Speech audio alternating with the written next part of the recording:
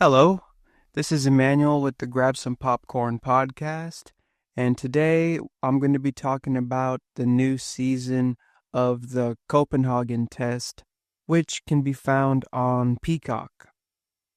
So, I watched the first season of Copenhagen Test on Peacock. For those that haven't heard about it, it's an action thriller where a CIA agent has nanotechnology installed in his ears and eyes that make it so that they can see and hear whatever he sees and hears. And then they sell the secrets to foreign governments on the missions that his organization carries out. He doesn't know about the technology, but the organization he works for discovers that there's a mole and finds out that it's him. It's a huge thrill ride to see who's the person who installed it and who's selling the secrets, etc. Let's talk about some themes. So, as far as theme, I would definitely say that in the world of espionage, you never really know who to trust. Even those at the very top of the food chain inside of an organization have secrets and ally themselves with the enemy to survive a lot of the time. Being a good agent doesn't mean just following orders and completing missions, but it also means to have the awareness to understand who's on your side, who might be playing both sides of the fence, and who's an enemy. That's definitely one of the main themes. I like it because it makes you think, and it's a thrill to watch the main character try to navigate a situation as complex as this. Some characters from the season. So the main character, who was played by Simu Liu, is definitely a character who plays an agent that's been sabotaged with nanotechnology, but he didn't know about it. He has to prove to the agency that he's not the mole by trying to find out who did this to him. It makes things complicated because the enemy can see and hear whatever he sees and hears. Another character who I followed closely was the associate from the agency's department that was doing research on this nanotechnology, and she was the one to point out that this could be being used against the organization. At first, she got written off until they discovered that there's a mole and started looking into this type of technology, discovering that there's someone in the organization that's been affected. She's a very smart person and kind of moves from having like a researcher desk job to literally running operations from behind the scenes in the field.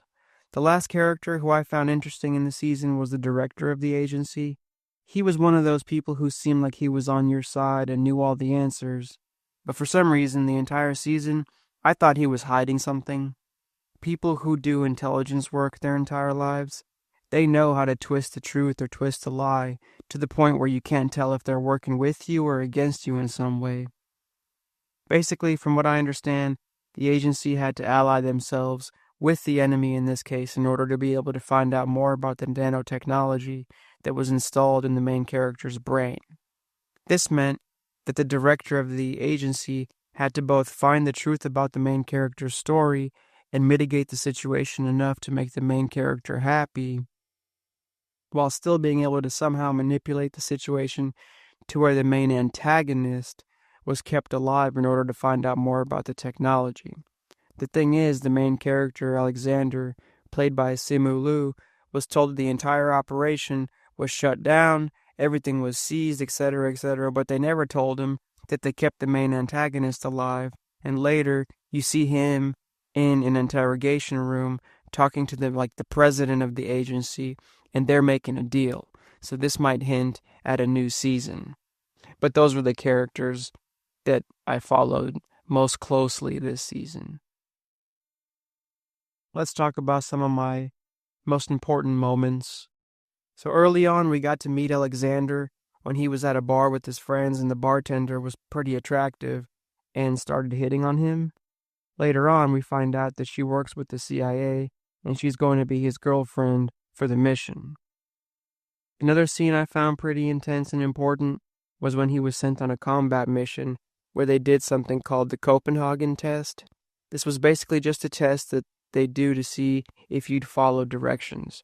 So during this exercise, he was told to save American lives, and a girl runs out screaming, "Please save me," but there was a kid that wasn't an American that might have died, and instead he saved the kid instead of the American girl. So technically, he didn't follow orders. And this was what they call the Copenhagen Test, and also the name of the movie, the name of the season. I wondered a lot about who was who and what role did they play in the grand scheme of things. There was a scene in the library where they were acting like boyfriend, girlfriend, and some people came in to scan the nanotechnology in Alex's brain.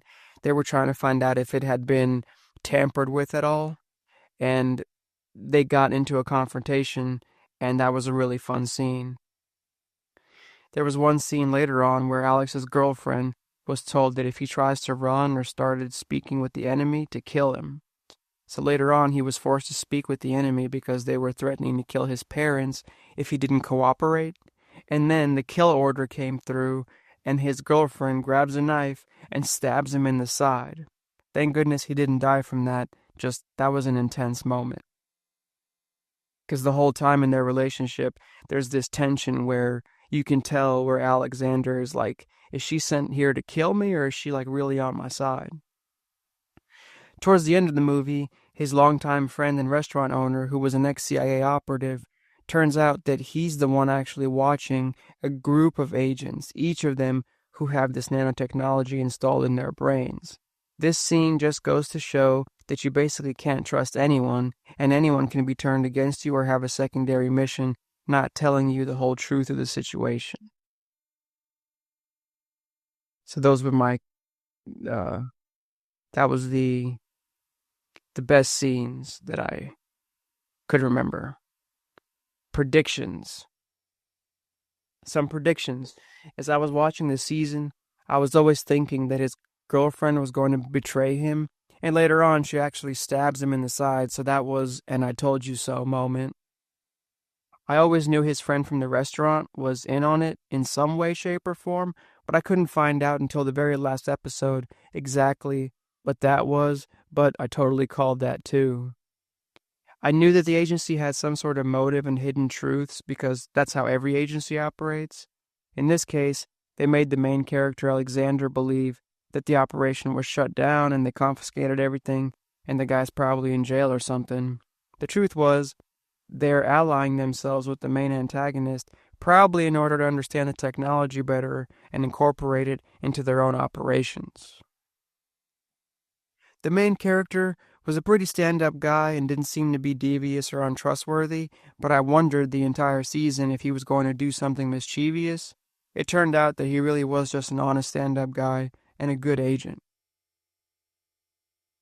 So, final score and takeaway. So I love the season of Copenhagen Test, and I'll give it an A.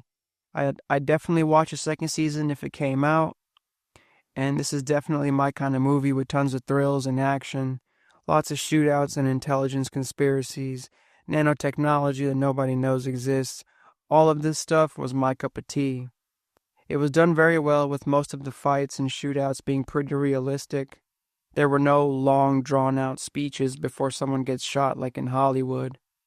Everything seemed to go pretty much how it would go in real life, which made it just that much better for me. I enjoyed the realism, it had a good pace throughout, and everything was done well. There wasn't one episode that ran, that was any, boring, like a completely bare episode with no action. It had a really good pace. And there are tons of intelligence agency, CIA-type movies, and so I don't think you're really going to make the best movie out there. That's probably already not possible. The best you can do is just execute a well-done intelligence-type action thriller, and that would be good enough to make me happy, and that's exactly what this season of the Copenhagen Test did. So there you have it, folks. I was really happy with the first season of Copenhagen Test. You can find it on Peacock. Again, this is Emmanuel with the Grab Some Popcorn podcast. Until next time, over and out.